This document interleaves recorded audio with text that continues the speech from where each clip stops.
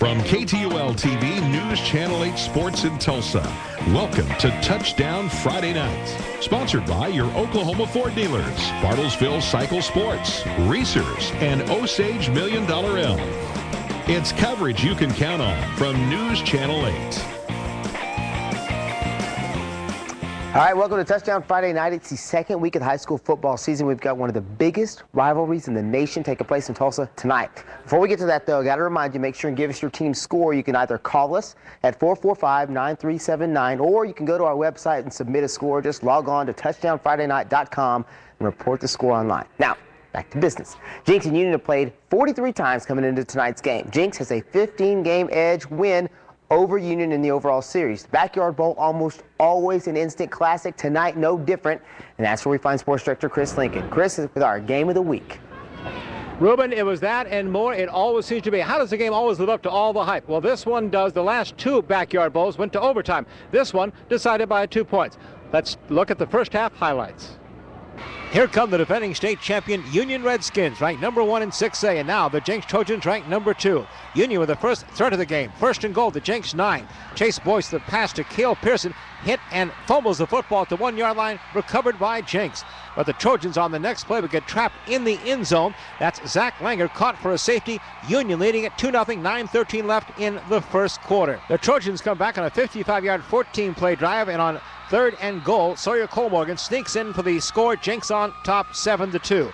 But then the Trojans punted to Thomas Roberson of Union.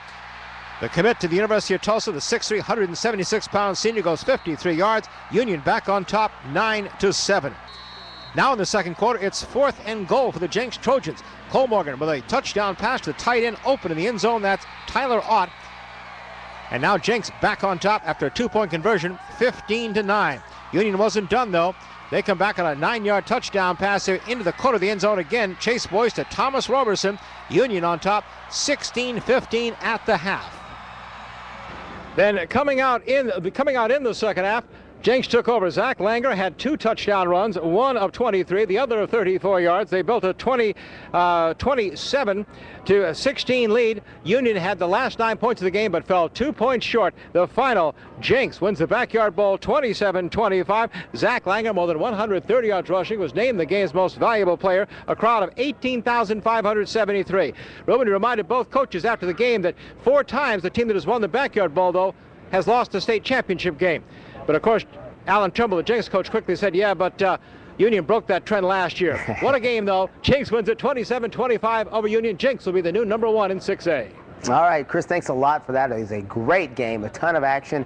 I'll tell you one thing Union's going to look back on that one is all of the turnovers in that game that turned that ball over at some crucial times. All right, last Friday didn't exactly turn out the way the Broken Arrow Tigers wanted. Season opening loss to Union has the Tigers ready to step it up. Owasso, on the other hand, feeling pretty good. You know, the Rams went to Muskogee and blanked the Ruffers. Both of these teams, though, ready to turn the corner in 6A and start challenging for that gold ball. Broken Arrow and Owasso will pick this one up. It's already 7-0 BA when we get there. Todd Napster trying to find Ronnie Price, but Aaron Cloven, there we go, with the breakup on the pass. He's headed to play D1 ball, by the way. If I could say the kid's name right, that'd be great. Archie Bradley with the kick, but guess what? The Tigers recover that bad boy.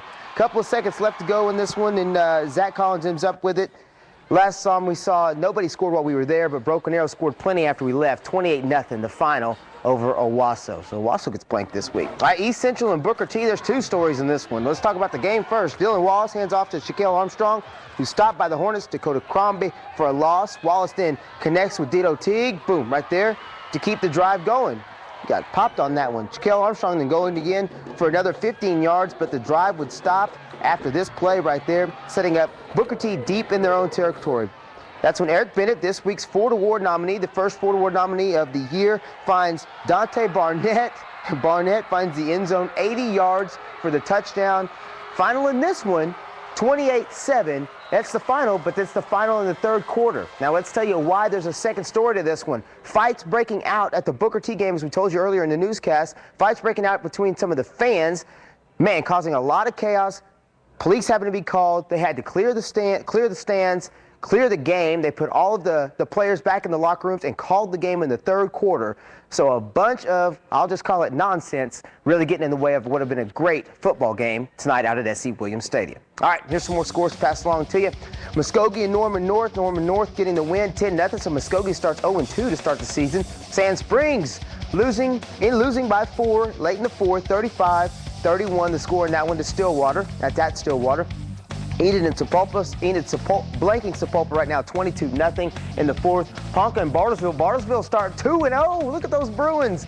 42-6 with the win over Ponca City. Rick Pendergraft's Ponca City team losing to Bartlesville. Claremore and Tahlequah. Claremore winning right now, 28-3 in the fourth. Edison losing to Memorial. Their score 24-0 is the final. All right, there are two teams that are known for defense in this area. One of them is Glenpool. The Warriors only allowed about 50 points all of last season. The Bixby Spartans, who have annually been one of the best defensive teams in the area. Bixby moved the ball, though, well against Jinx last week, just couldn't finish off some of those drives. Glenpool ran all over Berry Hill last week, racking up 241 yards on the ground. The point, both defenses going to get tested tonight because somebody's going to have to score in this bad boy. Warriors and Spartans going at it.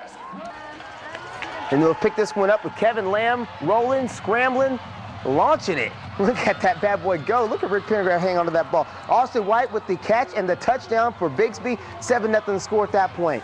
Bixby defense trying to make something happen here. Told you it's a defensive game. Look at that 9 technique, as Coach McGrew likes to call it, getting in there and getting the stop on Glenpool. Greg Brown there to watch some of his former teammates.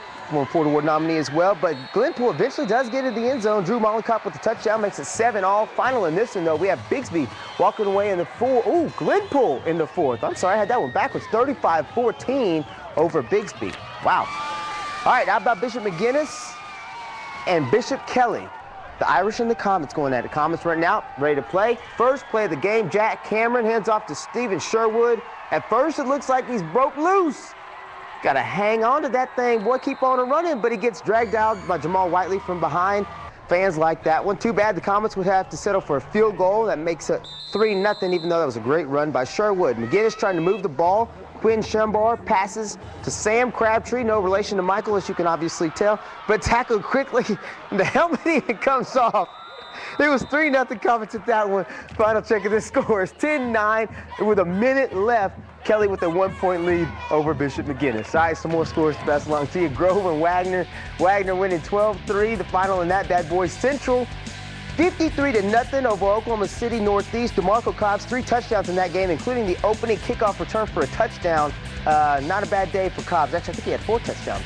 Hilldale and Collinsville. Collinsville loses by 1, 7-6. Coweta losing to Oologah in the fourth, 35-13, the fourth quarter score in their game. Fort Gibson, Coach DJ Maxey trying to get that win, 42-14 over Manford in the third is their score. McAllister beating Broken Bow, 7-0, the final in that one. All right, time for our first time out. When we come back, we'll try to head out to Sperry to check in on their battle with Claremore Sequoia. And can Noah keep pace with Metro Christian's offense? More scores and highlights when we come back.